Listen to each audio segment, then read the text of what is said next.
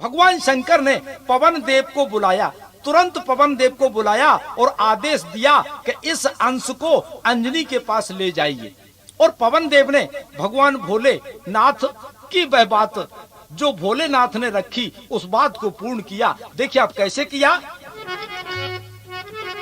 नदी किनारे पर अंजनी बैठी शिव ध्यान लगाए हैं।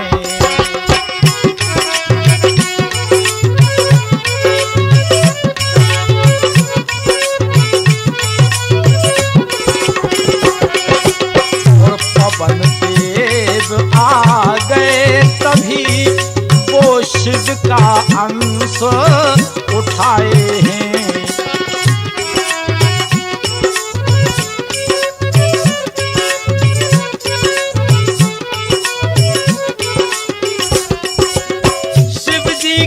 अंश कान फूका, शिव जी का अंश कान फूका, थी ध्यान मगन बहे भारी में। श्री पवन देव का कार्य देख, श्री पवन देव का कार्य देख, फिर मुस्काए त्रिपुरारी हैं।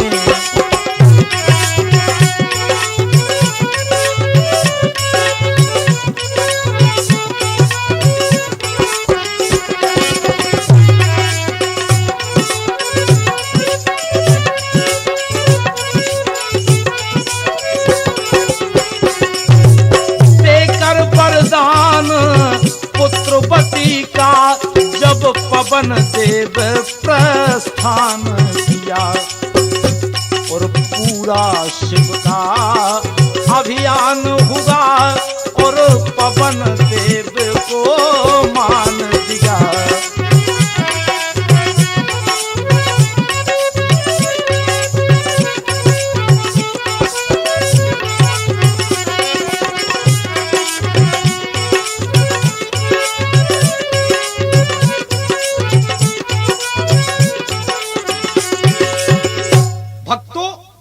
पवन देव वरदान देकर चले गए।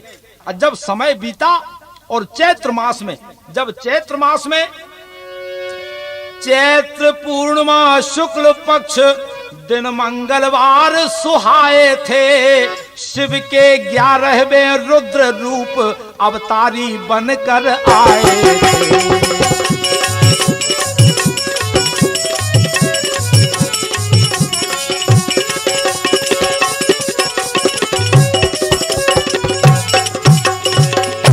पुत्र को पा करके माँ पिता को जग सम्मान मिला और ज्ञान के सागर बल बुद्धि अतुलित गुण का सम्मान मिला।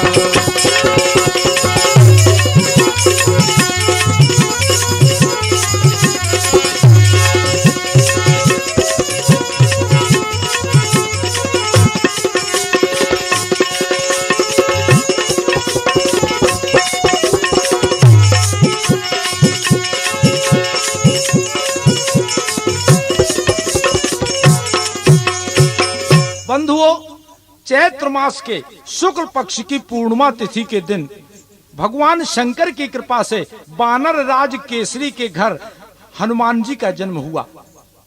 अब तो राज्य में चारों ओर खुशियां ही खुशियां झूमने लगी। देवताओं ने आकाश से फूलों की वर्षा की, मुनियों ने जय जयकार किया, ब्राह्मणों ने वेद ध्वनि से दसों दिशाओं को आनंदित कर दिया। हनुमान जी का बचपन बीतने लगा। बालापन का हंसना, उछलना, कूदना, किलकारियां मारना केसरी और अंजनी का मन मोहने लगा। उगते हुए सूरज की लाली को देखकर बालक हनुमान बहुत प्रसन्न होते थे। अपनी छोटी छोटी बाहें उठाकर सूर्य को पकड़ने का प्रयास करते थे और सोचते थे कि यह लाल लाल फल बहुत ही मीठा होगा। अगर ये मिल जाए तो खेलने और खाने दोनों के काम आएगा। बंधुओं, यहाँ समय बीतता जा रहा था। माँ अंजनी की उम्र भी समाप्ति की ओर बढ़ रही थी।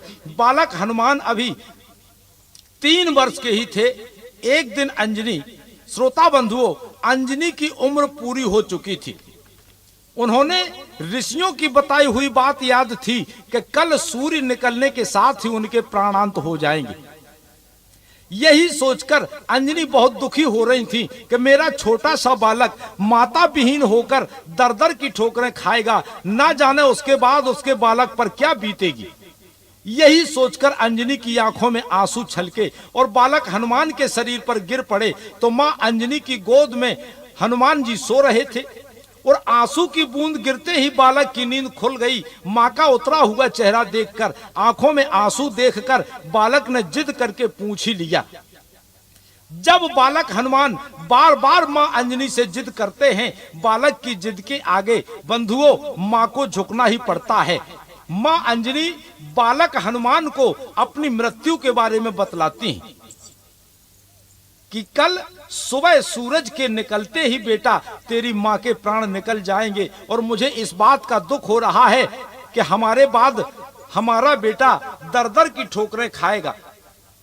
यहां सूरज के संग मृत्यु कल है मेरी हनुमान, और तुम बालक नादान हो कहां मां पाओगे हनुमान।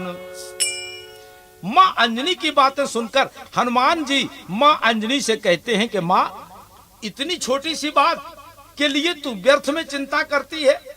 अरे सूरज जब निकलेगा तभी तो तुम्हारी मृत्यु होगी ना। मैं सूरज को निकलने ही नहीं दूंगा। मैं तो कब से इसे खा जाने की सोच रहा हूं। भक्तों, जब ईश्वर की कृपा होती है तो अनहोनी का भी समय निकल जाता है। बालक हनुमान इतना कहकर आकाश की ओर उड़ चले। जब आकाश की ओर उड़ चले हनुमान जी आकाश में पहुंचे और जैसे ही वहां पर राहु पर झपटे तो राहु इंद्र इंद्र चिल्लाता हुआ भागने लगा। तो भक्तों, यह उसी दिन की कथा है जब राहु भी सूर्य के ग्रहण को करने के लिए जा रहा था। हनुमान के बल को देखकर राहु सीधा इंद्र के पास पहुंचा और इंद्र से बोले कि देवराज इंद्र, आपने तो मुझे सूर्य को ग्रहण करने का वरदान दिया था, लेकिन वहां तो एक कपि बालक सूर्य पर अधिकार जमाए हुए बैठा है। इंद्र ने कहा चलो देखते हैं। इंद्र अपने ऐरावत हाथी पर बैठकर राहु को साथ लेकर चल पड़े। जब तक इंद्र वहां पहुंचे पवन पुत्र सूर्य को निगल चुके थे। तीनों लोकों में अंधेरा छा गया था। यहाँ ऐरावत को देखकर अंजनी लाल ने समझा कि शायद ये भी कोई फल है, तो ऐरावत को पकड़ने के लिए झपटे। इंद्र ने ये सब देखकर सब घबरा गए। अपने आप को बचाने के लिए इंद्र ने बालक पर वज्र का प्रहार कर दिया। जब वज्र का प्रहार कर दिया, देवराज ने वज्र से बालक की ठुड्डी को तोड़ा है और चोट लगी तब हनुमत को, तब ही सूरज को छोड़ा है। जब नभ से गिरे अंजनी सुत तो पवन भुजा फैलाए हैं और एक गुफा में कपि बालक को पवन देव ले आए हैं।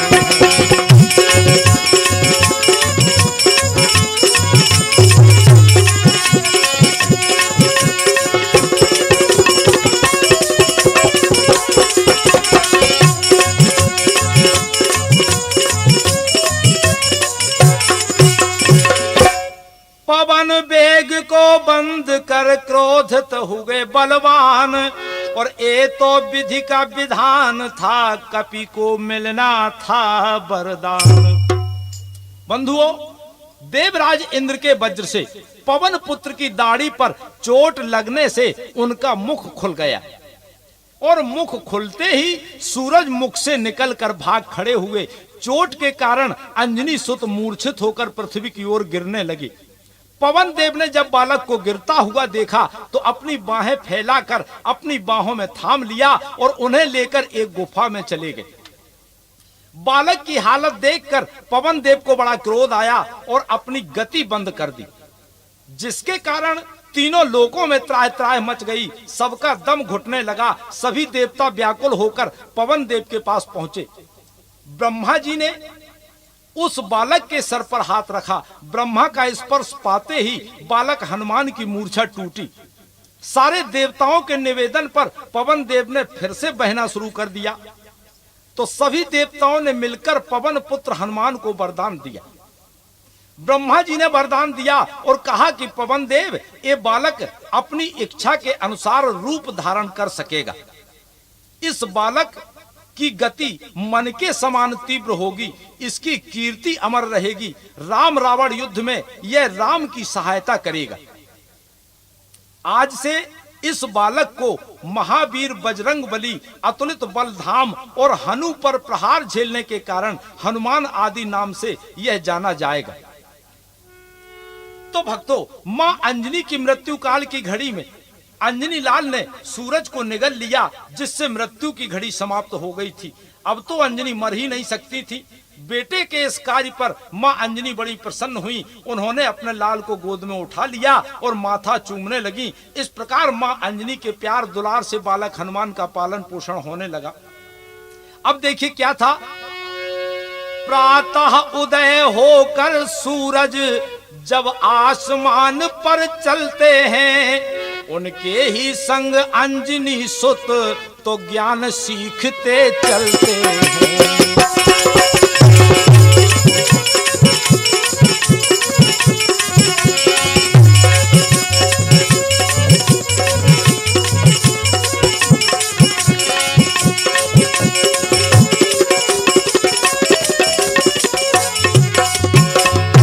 बंधुओं, जब बालक हनुमान अपने गुरुदेव सूर्य के पास पहुंचे शिक्षा लेने के लिए, सूर्य ने कहा कि हम तो देखो चलायमान रहते, हम ऐसे शिक्षा नहीं दे सकते हैं। अगर तुम्हें शिक्षा लेना है तो हमारे रथ के आगे आगे तुम चलो और हम तुम्हें शिक्षा देंगे, ज्ञान देंगे। तो यही किया हनुमान जी ने। सूर्य देव का रथ चल रहा है और सूर्य देव के रथ के आगे पीछे पीछे हनुमान जी चले जा रहे हैं। इस प्रकार अनंत बलवंत हनुमंत लाल जी ने शिक्षा ग्रहण की। और बंधुओं, यहां जब मुनियों ने शाप दिया था कि हनुमान तुम अपने बल को भूल जाओगे, क्योंकि यहां तुम उत्पात मचाते हो, हमारी फूल बगिया उजाड़ते हो, इस कारण से कह दिया था, शाप दे दिया था कि हनुमान तुम अपना बल भूल जाओगे। और जिस समय मर्यादा पुरुषोत्तम भगवान राम की आज्ञा अनुसार जब जानकी जी को ढूंढने के लिए हनुमान जी, जामवंत जी समुद्र के किनारे खड़े हुए हैं, अब जामवंत जी कहने लगे अनंत बलवंत हनुमंत लाल जी से। यहाँ पूज्यपाद गोस्वामी तुलसीदास जी ने वर्णन किया है कि जामवंत कहे सुन हनुमाना, का चुप साध रहे बलवान।